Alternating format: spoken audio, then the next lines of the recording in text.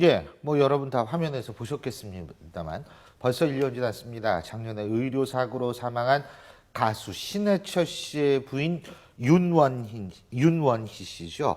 국회에 방문해서 지금 남긴 말인데, 자, 결국은 제2의 신해철 씨가 나오지 못하도록 하겠다라는 얘기 아니겠어요? 이게 이제 의료사고 피해 구제 및 의료 분쟁 조정 등에 관한 법률인데요. 이 법이 만들어져 가지고 사실 의료 분쟁이 되면 의사 쪽에서는 많은 증거들을 갖고 있는데 피해자, 환자 입장에서는 증거가 거의 없습니다. 그래서 소송을 해가지고 이길 확률이 상당히 낮거든요. 그러다 보니까 이런 의료 분쟁 조정법을 통해서 조정 절차를 거쳐서 의사도 뭐 쉽게 인정을 하고 본인의 의료 활동에 들어가고 환자도 뭐 입증 절차 없이 조정하는 이 법을 만들어 놨는데 문제는 뭐냐 하면 이게 조정을 하려 그러면 강제를 하는 게 아니고 의사가 인정을 하고 조정 개시에 조정 절차에 들어가겠다라고 했을 때만 이 법이 적용이 되는 겁니다. 그러다 보니까 그러니까 병원이 응하지 않으면 이게 법을, 안 된다 이거죠. 법을 써먹을 수가 없습니다. 그러다 보니까 조정률이 거의 20% 미만이라고 그러거든요. 그러다 보니까 큰 의미가 없다 이 법이. 예. 그래서 이거를 강제할 수 있는 그 입법안을 지금 낸 겁니다. 지금 이 의료 분쟁 중재위원회에서 통계를 한번 보고 들어왔거든요. 근데 실질적으로 굉장히 몇 프로 미만, 2, 3% 미만이 의료 분쟁 중재원이 들어가서 조정한 화의 조정 한 개 4천만 원이고요. 71.1%가 1,000만 원 미만. 그다음에 500만 원. 그래서 실제로 의료 분쟁 중재위원회 제소를 하더라도 의료 분쟁에 관련된 의료 피해자들이 정말 거기에 합당한 그런 피해 보상을 받는다는 게 정말 어렵고요. 예. 사실 그 송파 경찰서에서 지금 제가 이 의견서를 가지고 그 대학에서 사실 강의를 하고 있습니다. 의료 분쟁 사고가 났을 때 송파 경찰서에서 신해철 씨 관련한 이 기소, 그래서 지금 동부지법에서 재판이 진행 중이거든요. 굉장히 수사가 잘 됐는데 사실상은 지금 방금 말씀하셨지만 실제로 기소돼서 유죄받는 확률은 몇 프로밖에 안 되거든요. 예. 그렇기 때문에 이 부분이 굉장히 어려운데 사실 의료분쟁 중재위원회에서도 이 부분에 대해서 여러 가지 어려움이 있다라고 보기 때문에 사실 이것은 지금 새로운 이런 법이 만들어지는 게 예. 굉장히 좋은 방안이다 이렇게 보는 겁니다. 저도 이제 뭐 이번 신해철 씨 사건에서 나타난 것처럼요. 이 법을 만들려고 하는 근본적인 취지는 뭐 거의 100% 공감합니다.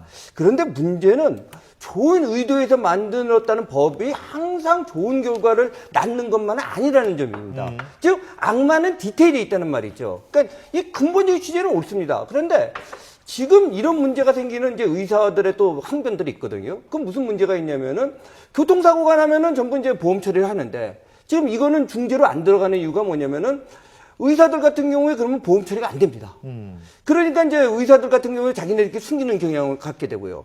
그 다음에 두 번째 이것을 만약 보험 처리를 하게 될 경우에 어떤 문제가 되냐면 의료 수가 문제도 생기고요. 즉, 사회적 비용이 또 올라가게 됩니다. 그 비용을 누가 처리하느냐 문제가 발생을 하고요. 아주 세세한 그 디테일한 문제는 지금 난이라는 게 조직되어 있는데 의사들 입장으로 볼 땐 또 어떤 부분이 있냐면 뭐 예를 들어서 산부인과 의료 분쟁인데 산부인과 의사 아닌 사람도 들어온다는 거죠. 근데 또 그 의사들 말을 전부 받아들일 수 없는 게 환자 입장으로 보면 우리나라 세상이 또 좁다 보니까 산부인과 전문의끼리 모이면 그게 또 서로 봐주는 봐주는 게 있거든요. 그러니까 이게 좀 저는 거듭 얘기하지만 아주 이런 디테일 문제는 좀 잘 따져봐서 입법해야 되지 않는가. 근데 저는 의사들의 얘기가 공감이 되는 부분은 있어요. 왜냐하면은 뭐 의술을 할 때 굉장히 심리적으로도 위축이 되고 과잉 진료라든가 방어 의료 이런 것들이 이제 되기 때문에 도리어 환자에게도 의사에게도 덕이 될 게 없다라고 얘기하시는 것도 다 이해가 되는데 그래도 우리가 의료사고 얘기할 때 가장 많이 쓰는 표현이 계란으로 바위치기라는 얘기를 쓰잖아요. 근데 그게 정말 사실인 것 같은 것이 의료 분쟁으로 인해서 주변에 이긴 사람이 한 명도 없다는 거예요. 근데 의료사고로 인해서 돌아가신 분들도 몇 분 봤거든요. 그러니까 의사들과 환자 간의 균형이 공평하지 않은 것이 너무 심화된 것은 사실이고 신해철 법이 통과가 저는 돼야 된다고 생각을 하고 의사들의 어떤 그 의견 같은 것은 그 아래에 있는 어떤 구체적인 법이라던가 구체적인 어떤 그 법칙 같은 걸로 조정이 돼야 되는 거지 의사들이 승낙하지 않으면 조정 신청조차 못하는 현재는 너무 불공평하고 좀 합리적이지 않다고 봅니다. 박 소장님 말씀에 전적으로 공감하는 부분이 제가 일선에서 의료사고를 해보면요. 의료분쟁 중재위원회에서 의사가 난 거기 중재에 안 들어가면 고만이거든. 그런데 변호인을 선임하거나 또 예를 들어 대체로 어려운 분들이 변호인을 선임하지 못한 경우가 있습니다. 그렇다고 하면 의료인을 상대로 해서 재판에서 이기기라고는 하늘의 별 따기. 정말 말씀 그대로 계란으로 바위치기거든요. 그렇기 때문에 이제 이런 부분이 통과돼야 되고요. 2014년 1월 23일 예. 애강이법이라 그래서 그게 지금 국회에 됐다가 아직까지도 지금 통과가 안 돼 있죠. 예. 10살 먹은 애가 갑자기 빈혈과 코피로 갔다가 사망을 해버렸는데 예. 그 이후에 의료진에서는 전혀 우리가 문제가 없다라고 해버리기 때문에 그게 굉장히 그 공분을 일으켰었던 건데 사실 여기에 대한 보완이 예. 절실한 시점이죠. 일단은 만약에 이제 의료 분쟁 조정 법 자체에서 자동 개시 조항을 만들어주면 의사 입장에 상당히 불편할 수가 있습니다. 그래서 이제 지금 황 의원님 말씀하신 것처럼 의사들이 요구하는 거는 예. 우리를 형사 처벌하지 말아달라. 중과실 고의 아니고는 또 보험금을 마련해달라. 이런 것들이 돼야지만이 자동 개시가 되도록 아직까지는 이제 입법 개정안을 지금 넣었지만 그런 여러 가지 타협 부분이 있어야지 통과가 가능할 걸로 보입니다. 근데요, 제가 아는 의사의 친구인데 그분도 의사예요. 무슨 피부과 의사인가 하는 분인데 그분은 항상 서랍에 현금 넣고 있다는 거 아니에요.